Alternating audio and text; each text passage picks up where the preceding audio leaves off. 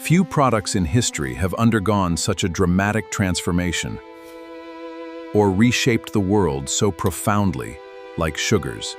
Surprisingly, the story of sugar does not begin in Europe, nor on the vast plantations of the Caribbean. Sugar origins stretch back nearly 10,000 years to the tropical rainforests of New Guinea in the South Pacific. There, early indigenous communities discovered a towering wild grass with thick, juicy stalks. When they chewed the fibers, they experienced an intense natural sweetness, unlike anything they had ever known. That remarkable plant was sugarcane. For thousands of years, sugarcane remained little more than a wild source of energy and enjoyment. People simply chewed the stalks to extract the sweet juice. There were no factories, no refining methods, and no commercial trade. As generations passed, the plant gradually spread across the islands of Southeast Asia through migration and early exchange networks. Everything changed when sugarcane reached the Indian subcontinent around 3500 BC. Indian farmers and craftsmen discovered that the juice could be extracted, heated, and carefully crystallized into solid grains. For the first time, sweetness could be stored, transported, and traded over long distances.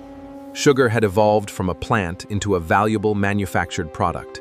Ancient Indians called the sugar crystals kanda, a word that would eventually influence the English term candy. Beyond its pleasant taste, sugar was regarded as something precious. Ancient medical practitioners prescribed sugar for digestive troubles, headaches, and various other ailments. While many people viewed it as a rare and almost sacred substance.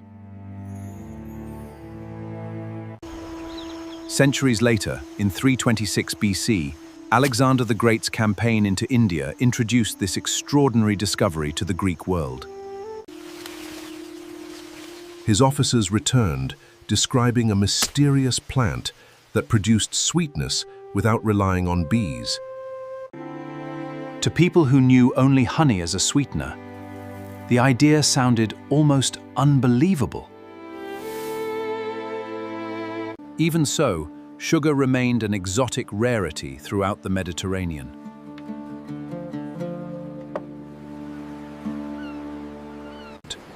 Transporting it across vast distances was difficult, production was limited, and the cost placed it far beyond the reach of ordinary people.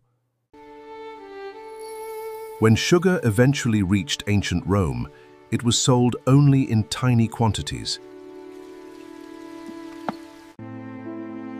Physicians valued it more as a medicine than as food, recommending it for stomach complaints and eye conditions. Its price was so extraordinary that an average laborer could scarcely dream of buying it. Across Europe, sugar remained a luxury, reserved for the wealthy for nearly 1,000 years. The next great breakthrough arrived during the Islamic Golden Age. Between the 7th and 13th centuries, Arab scholars, traders, and engineers refined sugar-making techniques to an entirely new level. They developed methods for producing cleaner, whiter, longer-lasting crystals, while establishing sugar mills across Persia, Egypt, and North Africa. Wherever the climate allowed, sugarcane fields flourished, and refined sugar became one of the most valuable commodities, moving through international trade routes. When European crusaders entered the Levant in 1096, they encountered sugar as an established part of Middle Eastern cuisine and medicine. Fascinated by its taste and rarity, many carried it back to Europe, where demand quickly grew among nobles and merchants. Positioned between east and west, Venetian traders imported raw sugar, refined it, and sold it throughout Europe for enormous profits. No city benefited more than Venice.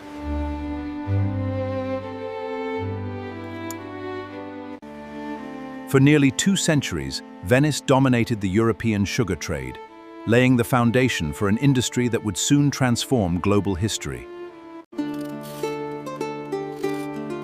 In medieval Europe, sugar became one of the greatest symbols of wealth. Royal courts displayed elaborate sugar sculptures at grand feasts, and physicians treated it as a rare medicine rather than an everyday food. Only kings, nobles, and wealthy merchants could afford regular access to it, making sugar a luxury that represented power and prestige. Europe's appetite for sweetness grew rapidly, but there was one major obstacle. Sugarcane thrives only in tropical climates.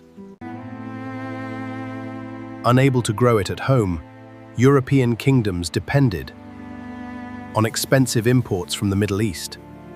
Seeking independence from these trade routes, Portugal established sugar plantations on Atlantic islands such as Madeira and São Tomé, where the climate proved ideal. These plantations became the foundation of a new agricultural empire. Sugar production demanded relentless physical labor. At first, plantation owners relied on convicts and poor European workers, but the exhausting conditions led them to replace that workforce with enslaved Africans. This decision transformed sugar into the driving force behind the transatlantic slave trade, creating one of history's most brutal systems of exploitation. After that, Columbus introduced sugarcane to the Caribbean. The industry expanded at an astonishing pace. Islands including Barbados, Jamaica, Cuba, and Saint Domingue became centers of global sugar production. Workers endured dangerous conditions in scorching fields and boiling houses, where injuries, disease, and death were tragically common. For plantation owners, maximizing profit often mattered more than preserving human life.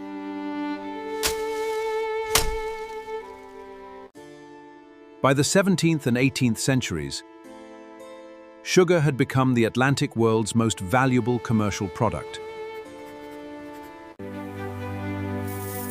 The enormous profits for European cities strengthened navies and supported expanding colonial empires.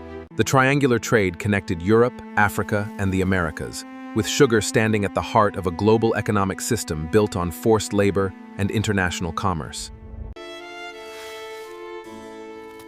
As sugar became more affordable, consumption soared across Britain.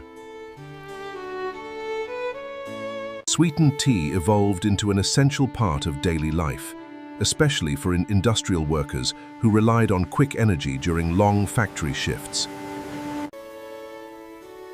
Governments and merchants encouraged this growing demand because thriving sugar colonies generated extraordinary wealth for the empire.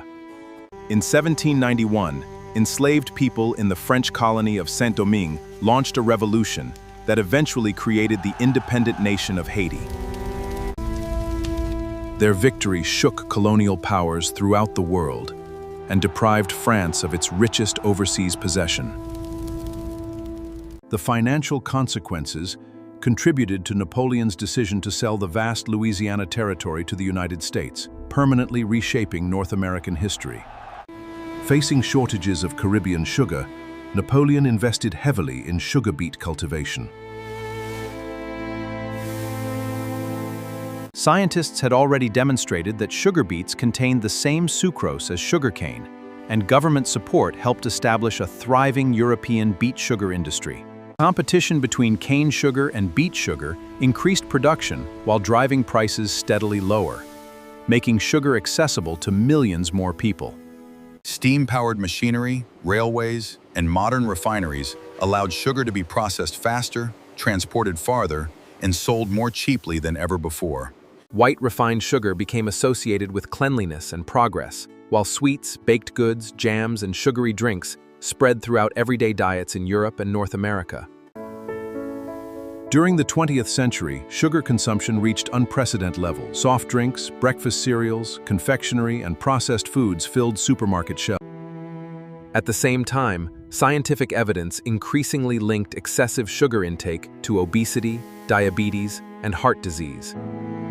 Investigations later revealed that parts of the sugar industry had funded research that minimized these health risks, delaying public awareness for many years. The rise of high-fructose corn syrup further increased the amount of added sugar in processed foods. Today, sugar remains one of the world's most influential agricultural products. Nations produce hundreds of millions of tons each year, while governments continue debating taxes and public health policies to reduce excessive consumption. From a wild tropical grass discovered thousands of years ago in New Guinea, to a global commodity that shaped empires, slavery, revolutions, industry, and modern health. The Industrial Revolution accelerated this transformation.